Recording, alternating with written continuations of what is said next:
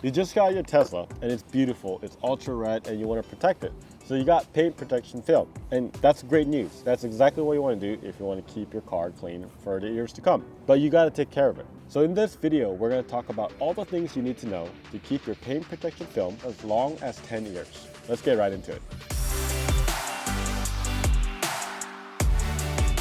Well-known brands like Avery, 3M, XPEL, they have a 10-year warranty. And that's because film has gotten significantly better than, for example, in the 2000s. I mean, it used to yellow, crack, and all that stuff.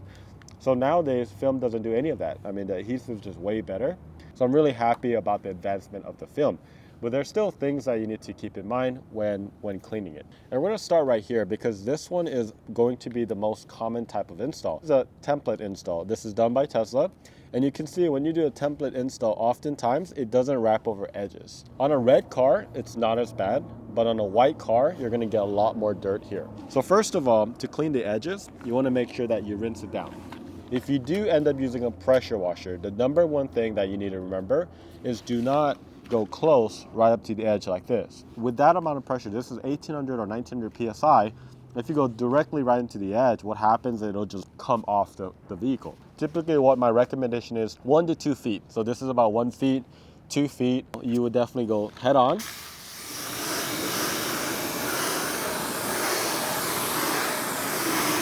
And once you rinse it down, you're gonna go ahead and do a 2-bucket method. One is going to be the wash, and one is going to be the rinse. And in the wash is going to be your soap. And you wanna use pH 7 roughly. You really want non-harsh chemical, right, when you're washing PPF wrapped vehicles.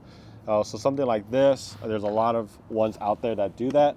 And the rinse bucket actually has a grit guard, and it's raised about 2.5 inches so that all the dirt goes down to the bottom of the water. And then this is a wash mitt, I guess, board where you could kind of rub it and then get all the dirt off, and then it goes down. So I like putting that on my rinse bucket as well.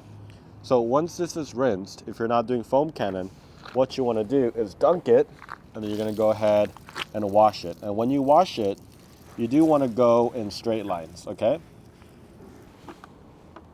And one really good tip that I like telling people is when you're washing during winter, put hot water in your buckets so that when you're dunking in, you're not dunking into cold water and just freezing your hands off. So you want to get a board brush like this, and you want to go over the edges, right? So again, if this was a white car, you'll see a lot more of that dirt accumulation right here. And you want to do this frequently, maybe like every 2 weeks if you can, at least once a month. And you want to go over those edges. And once you go over those edges, you should be good to go. And then you want to rinse it off. And your PPF, you see, is super clean. You know, I'm going to be talking in the context that most people, I would say, are going to have done just a front. So when you do this process, you don't have to do specific thing for the front and then specific thing for the back because it's not protected with PPF. So what I'm telling you is going to be for both. Once you get all this edges done, what you want to do is do top to bottom.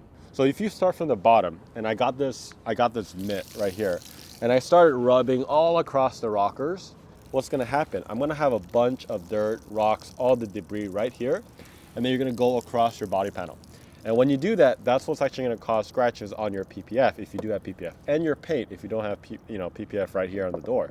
So if you're interested in really learning about the 2-bucket method, we have a video. We'll link it in the description below as well. And on top of that, if you are doing a full car wash and it's a Saturday, it's a beautiful day, if you're going to do tires, first of all, you need to remove this cover, right? But you want to make sure that you're using a whole different bucket for the tires because tires are filthy. I typically like doing them just kind of solo before I even do the paint. And then I throw all the stuff, I clean all the stuff, I use different mitts, and I don't cross-contaminate. That's really a good thing. You know, there's a white tag like in ours, and usually you can just label it and put T for tires, then P for paint. So once you do the top-down method, you're golden, you're good. But before you finish, one last thing is most people don't have access to clean water. And what I mean by that is a high mineral content water. When you leave like water like this, it will actually create those spots. And it's gonna be hard to get rid of sometimes, and you might even have to buff it out. So this part's gonna be really important. There's gonna be 2 ways to dry it. You could get something like this. This is a small version, but I like using the Eagle blower, super nice, a lot of air output. but you can just kind of start from the top and work your way and kind of blow all the water, right? The other method is going to be, I mean, I didn't really wash the door or anything, is to use a drying towel. These are usually really, really long, big, super fluffy. It pretty much avoids you from scratching the car. So even for this one, you saw me when I was washing the car, I wasn't forcing anything. I think a lot of people try to like do swirls and just a lot of force. You're really just gliding through, I mean, very little force. Same thing when you're drying the car. You're not going to do all this. You're just going to, typically I just drag it across. So if it's here, I'm just going to drag it across like that, right? And if it's a little bit of water left, yeah, just wipe it down really gently. But in between washes, we have a tip for you, and we're gonna tell you about it. But before we do, make sure you click on that subscribe button. We love creating content about how to maintain, protect, and customize your Tesla vehicle. So in order for us to do that, it really helps us if you subscribe. So please do so. So between washes, what happens is you're gonna have, bird poop or bug guts or all these things. And the reason what happens on PPF as well, and I think this is what a lot of people don't realize, is that it has a very high acidic content, right? So it does something called etching, right? So if you leave it on the film like PPF for long periods of time, or even on paint, what it does, it starts to kind of eat through that either clear coat or that PPF layer, and eventually creates this weird blotch, right? And that's really what you don't want. So really in between washes, the number one thing is every now and then, I would definitely keep something like a quick detailer or waterless wash, and you can get rid of those bird poop or bug guts quickly before it starts eating through the film. So I got some bird poop right here. It's been caked in a little bit, and you just wanna spray it down. Also, one tip is to use it as a stream, and you can actually hit that, and you can see that it immediately broke down the bird poop right away. And then you're gonna grab the microfiber, and you're gonna go ahead and clean that area. So I know this seems like a lot of work in between doing the 2 bucket. So one tip as far as making it a lot easier is to actually get it ceramic coated.